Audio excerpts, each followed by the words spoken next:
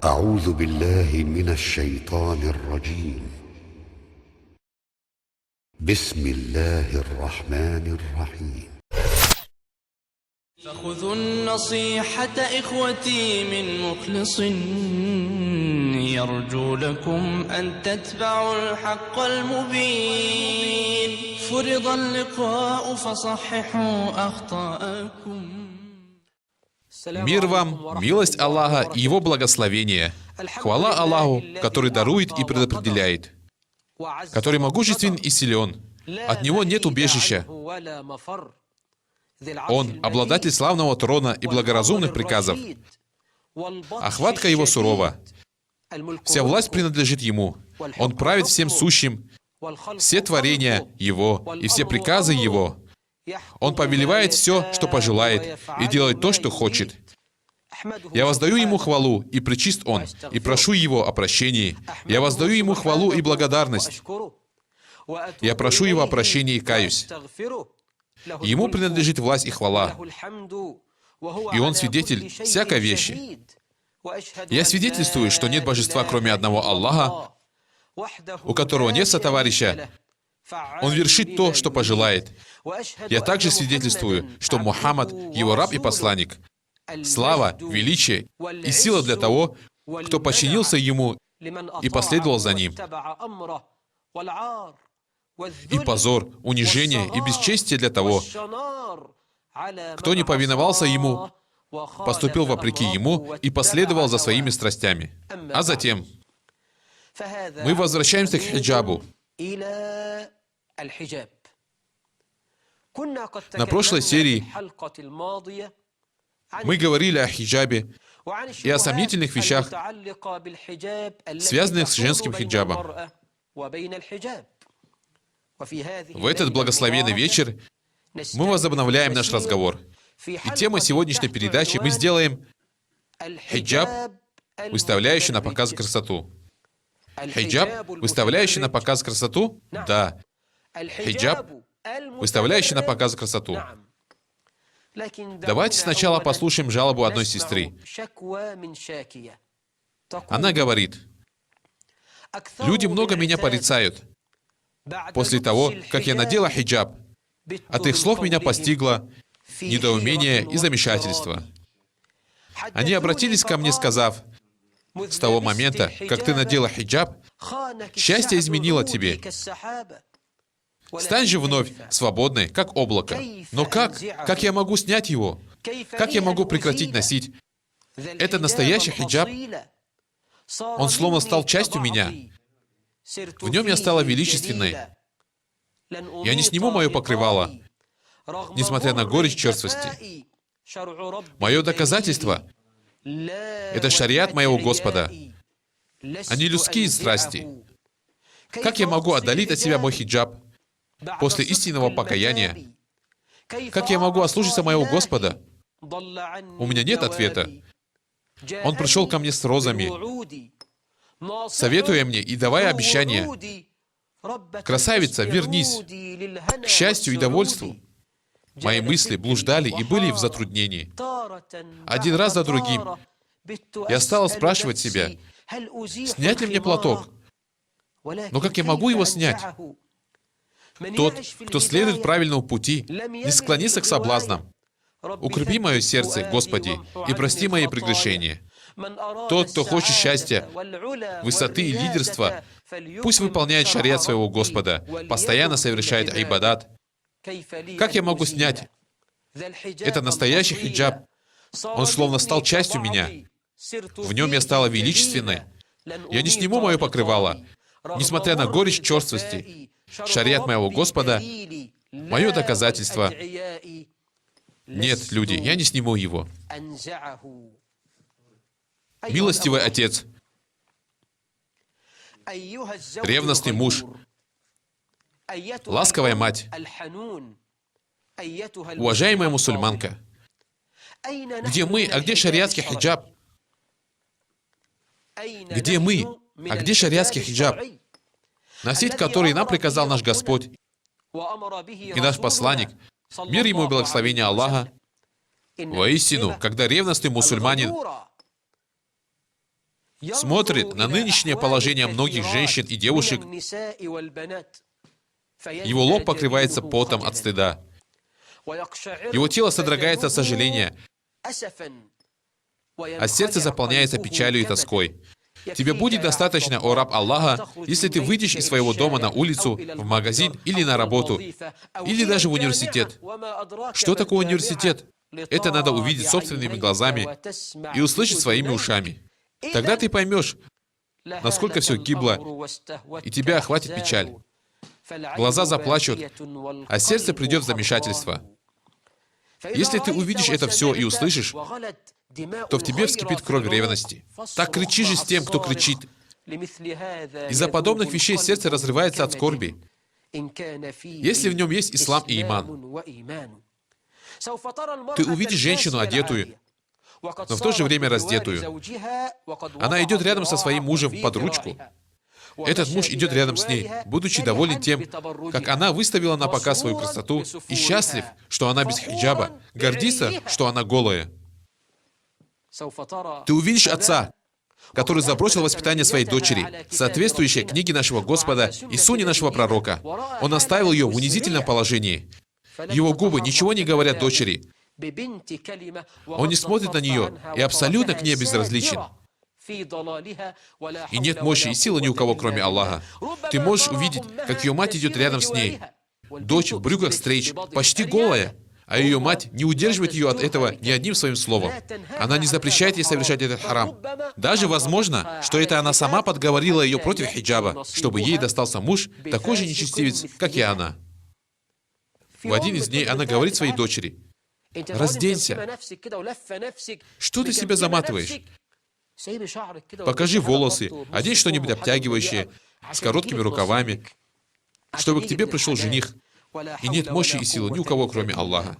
Сподвижницы просили у пророка удлинить свои одежды.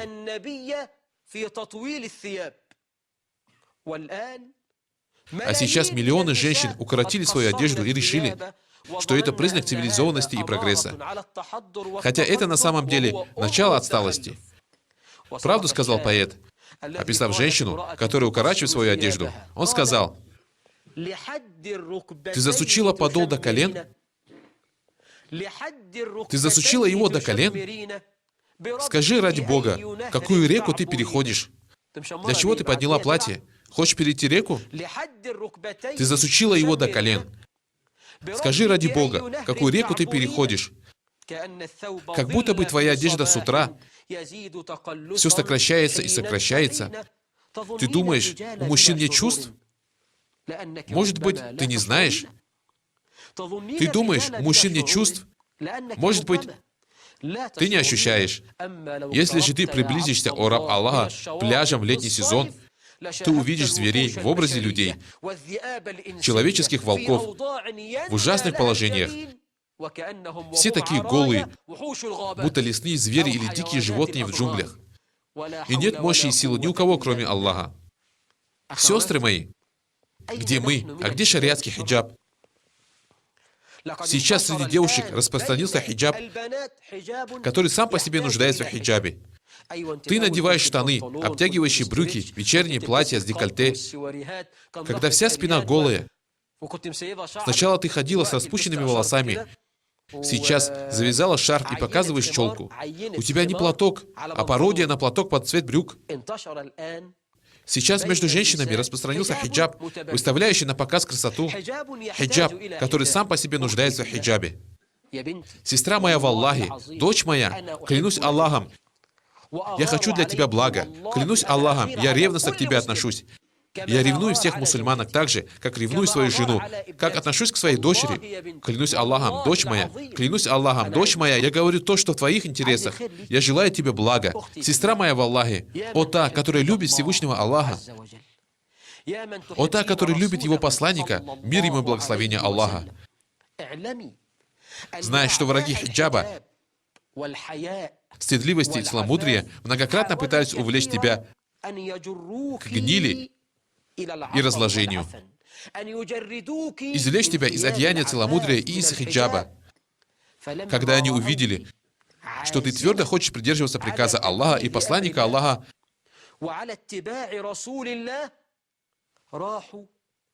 они начали обращаться с хиджабом хитрыми, шайтанскими и мерзкими способами. Они стали пропагандировать нововведенческий хиджаб. Это хиджаб, который выставляет на показ красоту. Хиджаб, который сам по себе нуждается в хиджабе. Хиджаб, выставляющий на показ красоту. Это якобы срединное решение. На самом деле это вообще не решение. Хиджаб, выставляющий на показ красоту. Может ли женщина через него достичь довольства своего Господа и в то же время соответствовать ожиданиям общества? Я учусь в университете, я доктор, я врач, я инженер. Женщина вливается в общество. Также она радует себя, как женщину. Мой хиджаб элегантный. В нем содержится и элегантность, и гармония с обществом. Причины распространения подобного хиджаба, по моему мнению, две. Первое – это дома мод, которые боятся застоя товара. Они выставили на продажу отвратительный, безобразный хиджаб, который не имеет никакого отношения к тому хиджабу, который Аллах вменил в обязанность. Это не тот хиджаб, о котором говорил наш Господь. Дома мод. Второй. Извините меня, позвольте сказать. Это некоторые проповедники, да наставит их Аллах на прямой путь, которые сгладили все вопросы и начали агитировать за вещи, которые не соответствуют ни Корану, ни Сунне. И мы не слышали, чтобы так говорили сподвижники, имамы, что так сказал Аллах, сказал его посланник. Они просто пытаются поделаться под людские страсти. Они устремляются к людским страстям. Да, они сгладили все, что только возможно. Пение с музыкой — халяль. Актерская игра — это миссия. Одна женщина была актрисой. Она показывала в сценах, когда один целует ее, другой еще что-то делает. Здесь она танцует. Потом она оставила это дело. Почему? В чем дело? А ну вернись. Твоя игра — это послание. Вернись, вернись. Ты несешь великую миссию. У тебя благородная цель. Эти люди сгладили и размазали все вопросы. Нет ничего страшного в актерской игре, в пении, в музыке. И ношение хиджаба они назвали скромностью. И нет мощи и силы ни у кого, кроме Аллаха. Хорошо, шейх. Каково описание хиджаба, который повелел Аллах? Я хочу, чтобы все женщины, которые меня сейчас видят, послушали меня внимательно, чтобы они посмотрели на себя, носят ли они хиджаб, который приказал Аллах, или все-таки такой хиджаб, который ей приказали носить ее собственные желания, хиджаб, который ей приказал шайтан.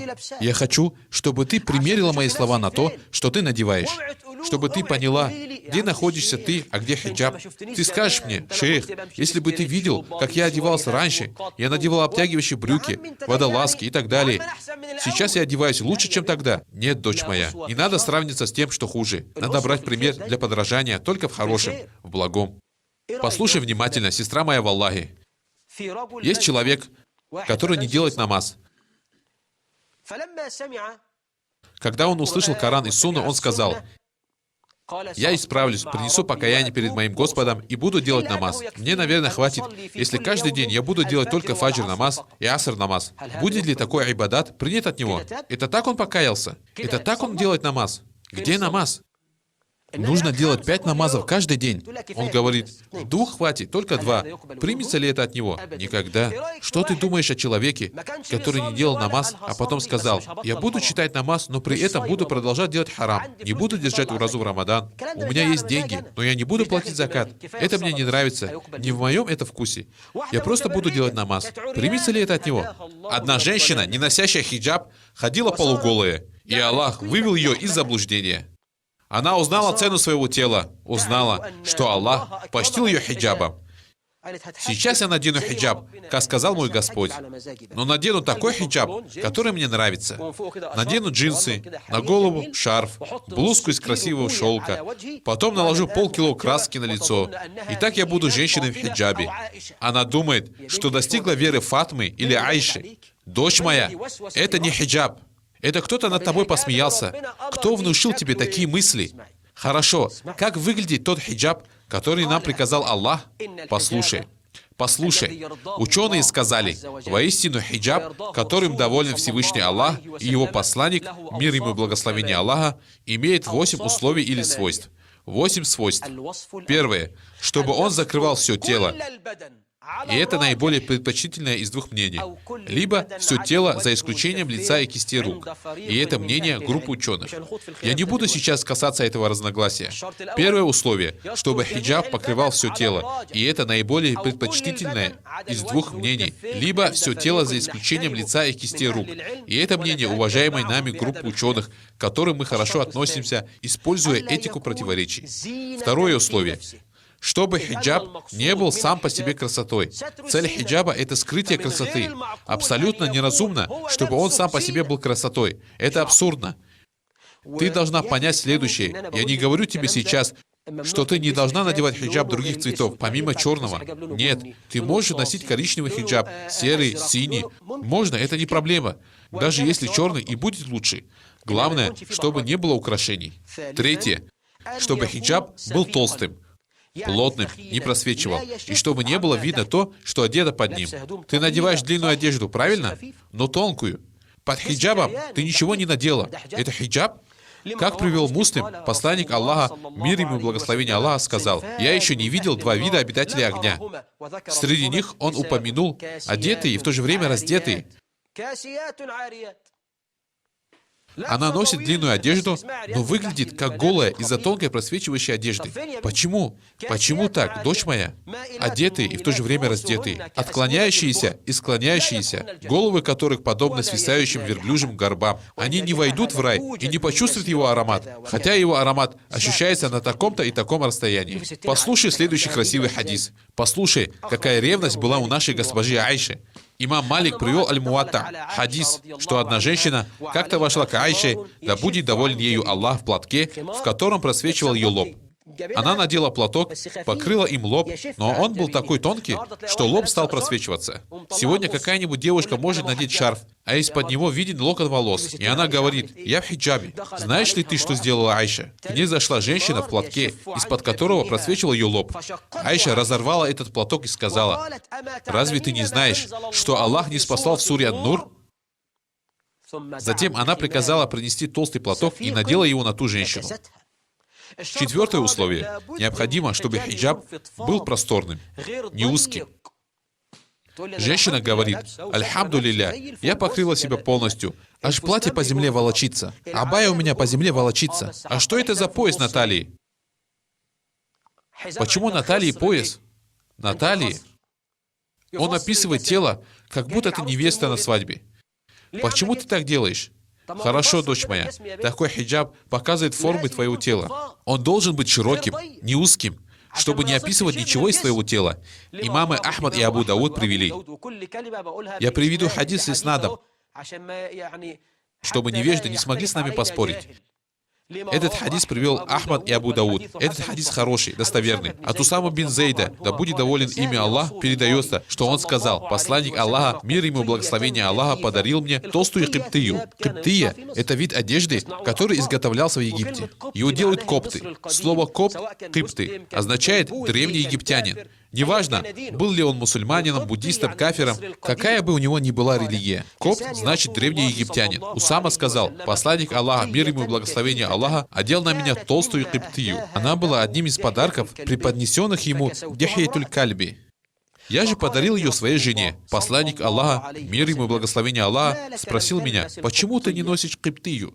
Я сказал: о посланник Аллаха, я подарил ее своей жене. Посланник Аллаха, мир ему и благословение Аллаха, сказал мне: скажи ей, чтобы она поддевала под нее что-нибудь. Я боюсь, что форма ее костей будет выделяться. Хиджаб должен быть широким и просторным, а не таким, который описывает форму аурата. Наша госпожа Фатима, о Аллах, будь доволен Фатимой, всеми членами семейства пророка и всеми сподвижниками. Посмотри на стыдливость госпожи Фатимы. Тут женщины носят облегающую одежду и говорят, что они в хиджабе, надевают короткий платок и абаю, показывающую форму груди, и говорят, что они в хиджабе. Так посмотри же на стыдливость Фатимы, дочери пророка. Ближе к концу своей жизни госпожа Фатима сказала одной из жен пророка, мир ему и благословение Аллаха: воистину, мне не нравится то, во что заворачивают женщин после смерти. Женщина заворачивается в саван, который описывает ее фигуру. Когда женщина умирает, ее заворачивают в саван, могут быть видны формы некоторых частей тела. Это не понравилось госпоже Фатиме. Она посчитала это безобразным. Жена пророка сказала ей: о, дочь посланника Аллаха, мир ему благословение Аллаха, не показать ли мне тебе кое-что, что я видела в Эфиопии? Когда она была в Эфиопии, то видела, как хоронят женщин там. Фатима ответила: покажи. И та принесла ей голые пальмовые ветви. Она согнула все ветви, как лук, и положила их над ложем, где происходит джаназа намаз. Согнутые пальмовые ветви. Поверх она постелила ткань. Фатима сказала: да чего это красиво и хорошо? Так женщину можно отличить от мужчины. Когда я умру, соверши за мной омовение вместе с Али, и пусть ко мне никто не заходит. У госпожи Фатимы была стыдливость, простирающаяся даже после ее смерти. Она хотела быть полностью закрытой. А ты носишь пояс, который делает узким одежду отсюда, и говоришь: это хиджаб. Он должен быть широким, дочь моя, просторным, не узким. 5. К условиям хиджаба, которым доволен наш Господь, относится то, чтобы он не был надушенным или умощенным духами. Ты носишь хиджаб и при этом душишься, надеваешь никаб и при выходе из дома душишься? Так нельзя. Нельзя пользоваться парфюмом, когда ты выходишь из дома. Ан-Насаи, Абу Дауд, Ат-Тирмизи привели хороший достоверный хадис. Хороший достоверный. От Абу Мусы Аль-Ашари, да будет доволен им Аллах, передается, что посланник Аллаха, мир ему и благословение Аллаха, сказал: какая бы женщина ни надушилась, а затем прошла мимо людей так, что они почувствовали ее аромат, она прелюбодейка. Тяжело слышать эти слова, но таков хадис пророка. Еще раз. Какая бы женщина ни надушилась, а затем прошла мимо людей так, что они почувствовали ее аромат, она прелюбодейка. Имам Аль-Хейтами упомянул в своей книге «Аз-Заваджир» во второй ее части на странице 37. Пусть кто хочет, сам проверяет. Выход женщины из ее дома после того, как она надушилась и приукрасила себя, относится к большим грехам, даже если ее муж разрешил ей это. К большим грехам. Даже если ее муж разрешил ей это. 6. К свойствам шариатского хиджаба относится то, чтобы он не походил на мужскую одежду. Ты не должна носить одежду, похожую на одежду мужчин. Почему? Аль-Бухари, Ат-Тирмизи и другие привели хадис от Ибн Аббаса, да будет доволен ими обоими Аллах, который сказал: посланник Аллаха, мир ему и благословение Аллаха, проклял мужчин, подражающих женщинам.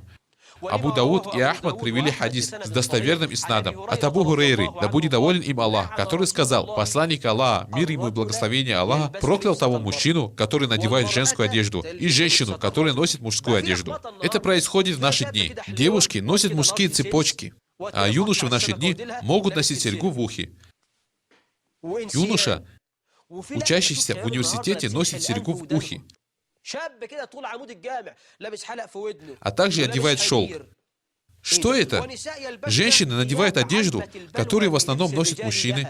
Деловой костюм. В целом в костюмах ходят мужчины. Зачем женщине костюм? Зачем тебе галстук? Когда дочь моя, шариат, запретил женщине подражать мужчинам в одежде, у него было две цели. Первое — провести разделение между мужчинами и женщинами. В наше время все смешалось. Мы иногда должны приглядываться, чтобы понять, это мужчина или женщина. Не длинные волосы, цепочка, походка странная. Ты кто? Какого пола? Аллах создал мужчину и женщину. Ты гермафродит? Иди к мужчинам или оставайся с женщинами. Потом вторая цель. Это закрытие женщин тем, что подходит для покрытия их хиджаба. Как я говорил, братья и сестры, хиджаб, которым доволен наш Господь, имеет 8 условий, чтобы он покрывал все тело, и это более предпочтительное мнение, или все тело, кроме лица и кистей рук, как считает группа ученых, которых мы уважаем и относимся к ним согласно этике разногласий. Второе условие, чтобы хиджаб сам по себе не был украшением. Третье, чтобы он был из толстого плотного материала, нелегкого. Четвертое, чтобы он был просторным, а не узким, показывающим формы того, что под ним. Пятое, чтобы он не походил на мужскую одежду. Шестое, чтобы он не был надушенным или умощенным благовониями. Седьмое условие, чтобы он не был похож на одежду неверующих женщин, как это неоднократно повторяется в шариате, что мусульманам, мужчинам и женщинам не дозволено подражать кафирам в их поклонении, праздниках или одежде, связанной с определенными убеждениями. Что это значит? Например, я не могу надеть маленькую шапочку кипу, которую носят евреи. Все вы будете осуждать меня за это. Скажете, зачем я надел? Это же что-то еврейское. Если одежда указывает на определенные убеждения, я не имею права это одевать. Есть общая одежда, которую надевают и евреи, и христиане, и мусульмане, и атеисты, и буддисты. Когда это используется всеми, в этом нет проблем, иншаллах. С условием, чтобы такая одежда не противоречила законам шариата. Например, если все мужчины по всему миру носят шелк, шелк для нас остается харамом. Для мужчин все носят золото. Золото для мужчин харам. Да. Хорошо, почему так? Потому что похожесть во внешних проявлениях приводит к похожести во внутреннем содержании и в нравах. Это ощутимая вещь. Если я надену спортивный костюм, вы скажете мне «капитан команды». Надену спецовку, вы скажете «мастер». Разве не так? Если я оденусь так, как сейчас, все будут мне говорить «шейх». Да, согласие во внешнем предполагает согласие во внутреннем. Это ощутимо. Восьмое условие хиджаба, чтобы это не было одеждой, привлекающей внимание. Что это значит? Такая одежда подразумевает все, за счет чего можно стать известным среди людей. Будь это очень дорогой одеждой или наоборот, дряхлой, показывающей аскетизм и ханжество. У меня дома в шкафу есть 20 арабских рубашек, но я приду к вам в старой заплатанной рубашке, чтобы вы сказали, какой шейх аскетичный. Это тоже относится к привлекающей внимание одежде. Женщина носит хиджаб и сделала из него хиджаб всех цветов радуги. Сверху красные, внизу серебряные стежки. Для какой свадьбы ты это сделала? Чтобы идти вот так в университет и выделяться среди сестер? Это тоже одежда, привлекающая к себе внимание. Абу Дауд и Ибн Маджа привели хадис от Абдуллы бин Умара, пусть Аллах будет доволен ими обоими, который сказал, что посланник Аллаха, мир ему и благословение Аллаха, сказал, кто одевал в этом мире одежду для привлечения всеобщего внимания и высокомерия, того в день воскресения Аллах оденет в одежду унижения, а затем разожжет на ней огонь. Эти слова не шутка. Это все серьезно. Это опасно. Это огонь, от которого наш Господь предостерег нас и заставил бояться, когда сказал, «Я предостерег вас от пылающего огня». Пылающего огня. Войдет в него только самый несчастный. Хорошо. Таковы описания хиджаба по шариату. Какие могут быть ошибки у женщин, шейх, в хиджабе? Каково описание хиджаба, выставляющего на показ красоту? Первое. К хиджабу, выставляющему на показ красоту, относится раскрытие частей тела, ауратов, о которых ученые единогласно сказали о том, что не покрывать их харам. Например, ступни ног или даже часть голени. Или открытие шеи или части волос, или ушей с украшениями. Харам показывать ухо. Таково единогласное мнение ученых иджма. Это тебе скажет любой шейх, который тебе понравится. Любой шейх тебе так скажет. Я говорю тебе, ступни ног — это аурат, голени — аурат, волосы — аурат. Ты носишь хиджаб. Почему платье выше щиколоток? Почему из-под платка выглядывает локон волос? Ну, вообще-то, изначально я артистичная натура. Ношу хиджаб. Но он же должен быть элегантным. Это не хиджаб. Я говорю тебе, это не хиджаб. Это же аурат. Все ученые пришли к одному и тому же мнению, что показывать его запрещено. Это грех. Второе. Если женщина придерживается мнения, что лицо женщины не аурат. Я принимаю это.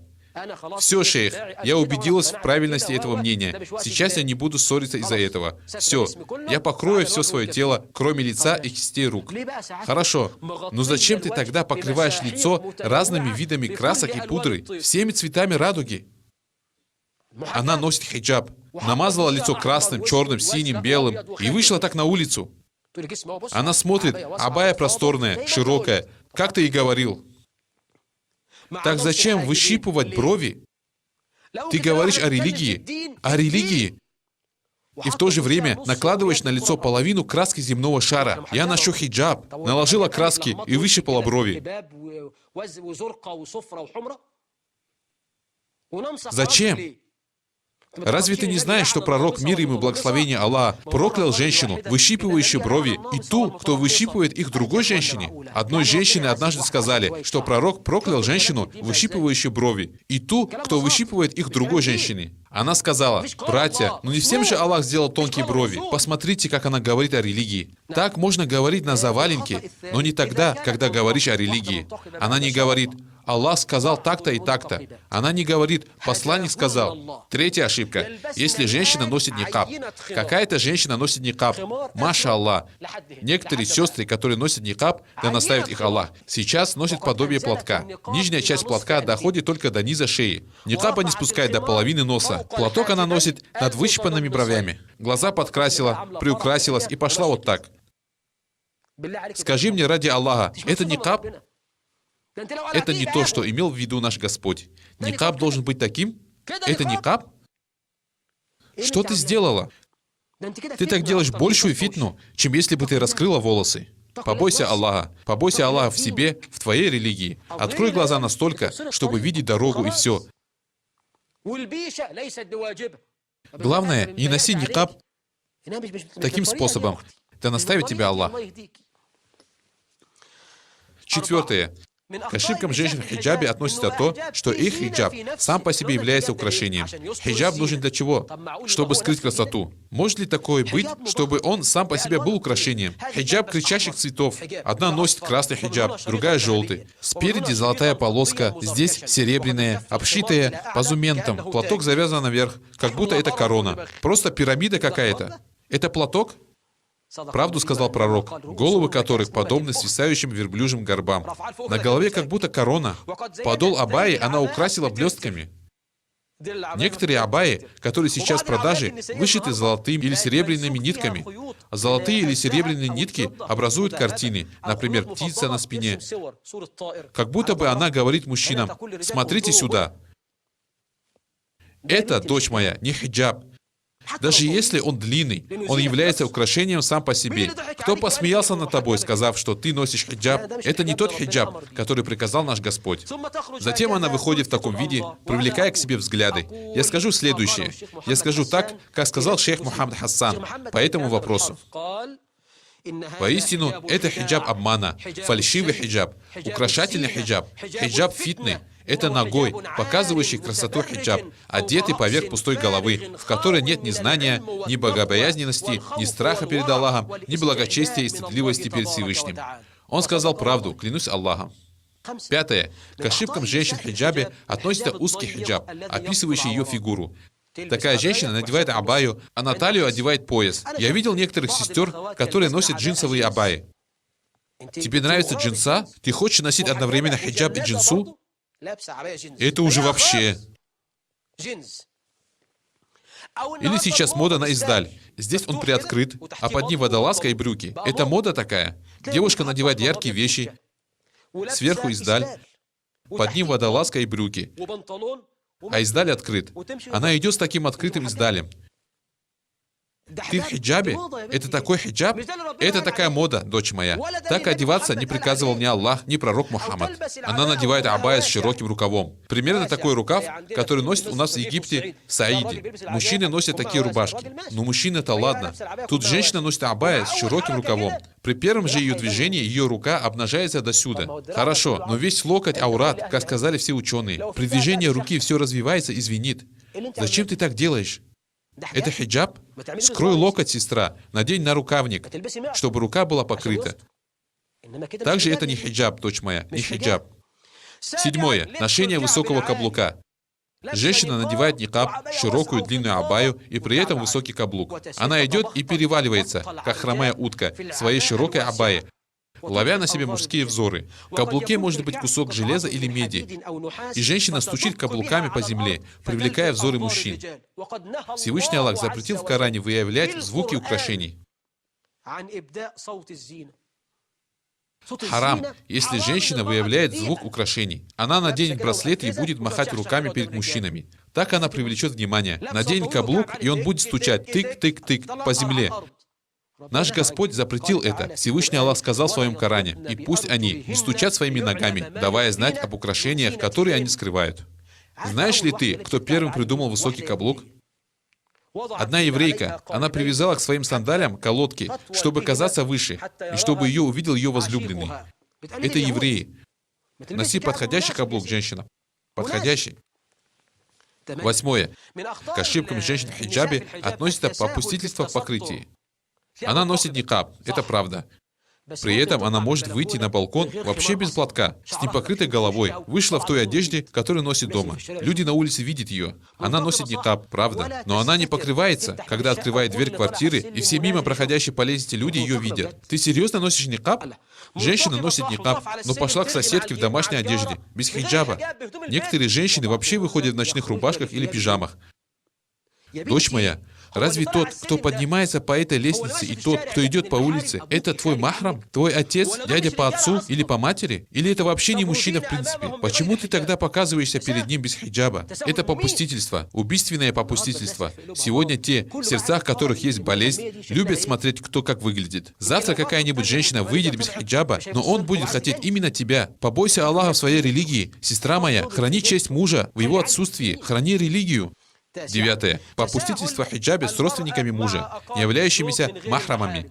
Женщина, бывает, носит никаб, но дядя ее мужа смотрит на нее без никаба. Деверь видит ее и так далее. Не махрамы. Это харам. Женщина носит платок, не никаб, но к брату мужа выходит простоволосый. Это харам, согласно единогласному мнению ученых, иджма. Твой деверь не мужчина? Пророк, мир ему и благословение Аллаха, сказал: пусть женщина не остается наедине с посторонним мужчиной, кроме как если с ней будет ее махрам. Он сказал, когда его спросил один ансар: что ты скажешь о родственниках мужа? Мой брат, мой дядя по отцу, дядя по матери, мой племянник, может ли он зайти к моей жене? Он ответил: родственники мужа — смерть. Родственники мужа — смерть. Родственники мужа — смерть. Он сказал это трижды. 10. Неправильная одежда перед ее махрамами из числа мужчин. Ее отцом, дядей, племянником. Про женщину, которая появляется перед своими махрамами мужчинами, большая часть ученых сказала: махрамы из числа мужчин могут смотреть в женщине на то, что выше пупка и ниже колен. То есть твой отец может смотреть на твое тело до пупка. Дальше нельзя. И можно смотреть на то, что ниже колена. Твой дядя по матери, твой дядя по отцу, сын твоей сестры, сын твоего брата.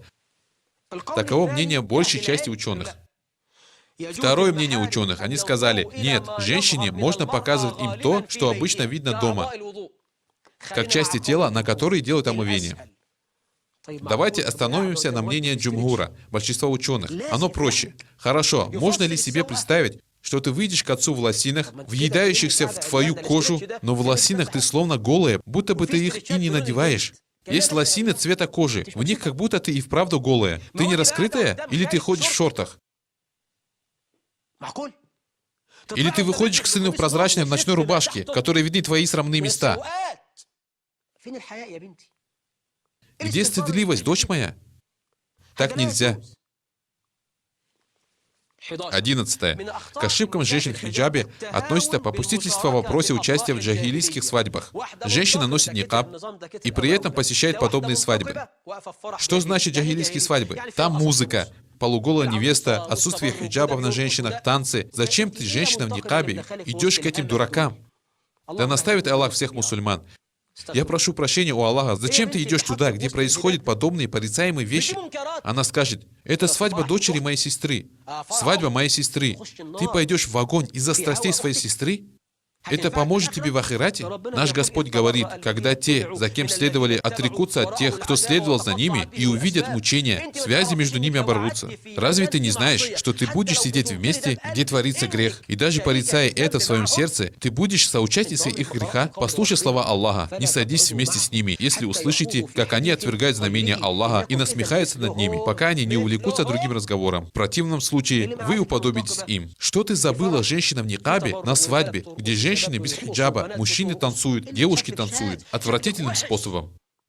Побойся Аллаха в своей религии. 12. К ошибкам женщин по этой теме относится упущение женщин, допускаемые ими на свадьбах. Женщина по жизни ходит в платке, но идя на свадьбу, снимает его. Я знаю, что таких много, и по этому поводу было много вопросов. Женщина носит платок, но идя на свадьбу, снимает его, надевает короткий рукав, платье с декольте. Это останется с ней на всю жизнь. Люди фотографируют ее, и это кажется ей нормальным. К ошибкам женщин в хиджабе относится хиджаб, который сам по себе нуждается в хиджабе. На свадьбах самая большая беда — это сотовый телефон. Женщины сидят друг с другом, правильно. Сидит сестра такая-то, такая-то, и у многих телефоны. И они снимают происходящее на видео. Женщины сидят, не чувствуя подвоха. Здесь же одни женщины. Но невеста проходит и снимает, и никто не обращает на это внимания. У нее нет сильной религии, которая бы защищала ее. И она идет и показывает то, что сняла своему мужу. Ее сын смотрит, ее брат смотрит. Побойся Аллаха. Есть женщины, которым дали развод по этой причине. Одну такую женщину муж увидел на видеокассете, как она танцевала. На кассете, которая распространялась между людьми. И он развелся с ней. Храни честь мужа в его отсутствии. А ты, которая снимаешь, побойся Аллаха по отношению к своей религии. 13. К ошибкам некоторых сестер относится то, что они идут к врачу-мужчине, хотя есть и женщина-врач. Без необходимости. Я беременна. Хочу родить у доктора Миду. Этот Миду хорошо работает. Почему ты не пойдешь к такой-то женщине-врачу? Да ладно, она ничего не знает, и тот врач тоже, а вот у Миду все хорошо. Тебе нельзя ходить к врачу-мужчине, дочь моя, если есть врач-женщина. Нельзя ходить к мужчине-врачу, кроме как по необходимости. К ошибкам также относится хождение к врачу-мужчине при необходимости, но без махрама. Я иду к врачу-мужчине по необходимости. Хорошо, иди, но пусть с тобой будет махрам. Не ходи одна. Где твой отец? Где дядя? Где муж? Нету. Хорошо, пусть с тобой будет какая-нибудь женщина, чтобы между тобой и врачом не произошло уединение. Также к женским ошибкам в этом вопросе относятся курортные сестры. Соблюдающая сестра идет на пляж. Обрати внимание, она говорит: я пойду после фаджра, чтобы никто меня не увидел. Она приходит и видит, как пляж весь заполнен людьми. Пойти на море — это фард или сунна? Она скажет: это разрешено. Хорошо, это халяль, это разрешенное удовольствие, если есть такое-то место, где все по шариату. Но где такое есть? Где? Некоторые женщины скажут: можно плавать, говоря при этом некоторые дуа. Плыву, прославляя нашего Господа. Субханаллахи аль-азим, Аллаху акбар. Мужчина плавает, ныряет, и при нырянии поминает имена Аллаха и возвращается. Плывет, видит кого-то голову и говорит: аль-мунтакиб, аль-габбар. Это вообще дикость. Я лично видел своими глазами сестру, которая вошла в кинотеатр. Хорошо, сестра моя в никабе. Ты идешь в кинотеатр? Кинотеатр? На экранах телевизоров мы видели сестер, которые размахивали руками в мужской толпе на стадионе, крича в поддержку своей команды. Что ты там будешь делать, сестра в никабе? Пророк, мир ему и благословение Аллаха, считал злом смешение мужчин и женщин в мечети. Муслим привел в своем сахихе, что посланник Аллаха, мир ему и благословение Аллаха, сказал: лучшие ряды для мужчин — первые, а самые худшие — последние. Лучшие ряды для женщин — последние, а самые худшие — первые. В то время ряды молящихся шли друг за другом. Первый ряд женщин был рядом с последним мужским рядом. Пророк, мир ему и благословение Аллаха, посчитал это злом в мечети. А как будет на пляжах, в кинотеатре? Мы видим, как сестры в хиджабе сидят на корнише. Сели вот так за столиками и смотрят. И что же ты видишь, Лейла? Твое место — это твой дом. Что же ты вытворяешь? Что ты делаешь? У одной женщины из Бангладеш была катаракта. Группа саудовских врачей обосновала там госпиталь, чтобы лечить бедных. К врачу пришла старая женщина в никабе. Она то делала шаг вперед, то шаг назад. Когда врач приблизился к ней, чтобы произвести осмотр, она сказала: «Я заклинаю тебя Аллахом, разрешил ли шариат тебе открывать мое лицо, когда я болею в подобном случае?» Он ответил: «Да, о раба Аллаха, да, это халяль». Когда он собрался положить руки на ее глаза, она затряслась. Врач спросил ее мужа: «Что с ней?» Он сказал: «Она всю ночь плакала. Она плачет из-за того, что ей надо будет показать свое лицо при необходимости перед посторонним мужчиной. Она попросила меня поклясться Аллахом, халяль это или харам, до того, как я приду с ней к тебе». В общем, врач ее полечил. После этого она сказала своему мужу: «Если бы я не любила читать Коран и смотреть на него, а также обслуживать тебя и детей, я бы предпочла слепоту тому, чтобы меня увидел посторонний человек». Где эта женщина, а где мы? Где сестры курортов и корнишей? Попустительство некоторых жительниц стран Персидского залива в их открытии никаба перед водителем. Женщина из стран залива, да благословит их Аллах. С садовником она общается без хиджаба. Водитель видит ее без хиджаба. Она идет что-то покупать и поднимает никаб перед продавцом. Как будто все эти люди не мужчины. Это харам. В основе показывается без хиджаба можно перед слугой. Но кто это слуга? Слуга мужчины для мужчины и служанка для женщины. Женщина знатного человека в Египте сама предложила себя Юсуфу, и он работал на нее. Мир ему и нашему пророку. Также к нашим ошибкам можно причислить женщину в хиджабе, которая пожимает руки мужчинам, носит хиджаб и жмет руки мужчинам. Это харам. Имам Ат-Табарани привел хадис, что посланник Аллаха, мир ему и благословение Аллаха, сказал: «Человеку лучше проткнуть голову железной иглой, чем дотронуться до женщины, которая ему не разрешена». Да ладно, мы друзья, мы вместе выросли, мы работаем вместе. Так говорить нельзя. Пожимание друг другу рук предполагает общение, как коллег или друзей. Так нельзя. Так делать нельзя, о покрытая хиджабом сестра. К женским ошибкам по этой теме относится высокомерие по отношению к тем, кто не носит хиджаб. Некоторые сестры отличаются грубостью и жесткостью. Они с высокомерием смотрят на тех, кто не носит хиджаб. Они грубо разговаривают в университете с теми, кто носит неправильный хиджаб или вообще его не носит. Такая женщина пошла в мечеть и делает намаз в брюках. Поговори с ней правильно, мягко, нежно. Не говори с ней высокомерно, не будь груба. Такими вы были прежде, но Аллах оказал вам милость. Последнее. Сестра моя в Аллахе, о та, которая носит хиджаб, следующий за страстями, а не за тем, что хотел Всевышний Аллах, и не такой, который имел в виду посланник Аллаха, мир ему и благословение Аллаха. Не обольщайся теми, кто благословляет такой хиджаб и не дает тебе совета. Клянусь Аллахом, я желаю тебе лишь блага. Пророк видел, как один человек неправильно делал намаз, и сказал ему: «Вернись и сделай намаз правильно. Воистину, ты не сделал намаз». Я скажу той, которая носит неправильный хиджаб: «Вернись и надень хиджаб. Воистину, ты не в хиджабе». Это хороший шаг. Сначала ты вообще не носила хиджаб, сейчас стало лучше, но это все равно не хиджаб. Первые 10 дней Дуль-Хиджи — лучшие из дел, с которым ты можешь приблизиться к Аллаху. Исправь свой хиджаб. Уважаемая, дорогая сестра, побойся Аллаха в своей религии. Дорогая сестра, одевайся так, как приказал Всевышний Аллах. И не говори: «Я лучше других». Не надо смотреть на того, кто хуже тебя. Аль-Бухари и Муслим привели хадис от Абу Хурейры, что посланник Аллаха, мир ему и благословение Аллаха, сказал: «Смотрите на того, кто хуже вас в том, что касается дуни, и на того, кто выше вас в религии. Это лучше для того, чтобы вы не пренебрегали милостями Аллаха для вас». Напоминай всем тем, кто ходит в неправильном хиджабе, о том, как заканчивается аят о хиджабе. Знаешь ли ты, что когда Аллах приказал носить хиджаб, последнее, что Он сказал в аяте, было: «Обращайтесь к Аллаху с покаянием все вместе. Быть может, вы преуспеете. Обратись к Аллаху с покаянием за свои упущения и знай, что ты относишься к исламу. И не пронзай религию собственными упущениями. Достаточно. Аллах лучше знает. Я желаю, чтобы мои слова были прохладой и миром для сердец всех женщин, которые носят в чем-то дефектный или неполноценный хиджаб. Клянусь Аллахом, я желал лишь блага, хотел лишь добра. О Аллах, наставь всех наших женщин к тому, что ты любишь и чем ты доволен, по твоей милости, о милосерднейший из милосердных. Я прошу у тебя прощения и приношу тебе свое покаяние. Мир вам, милость Аллаха, Его благословение.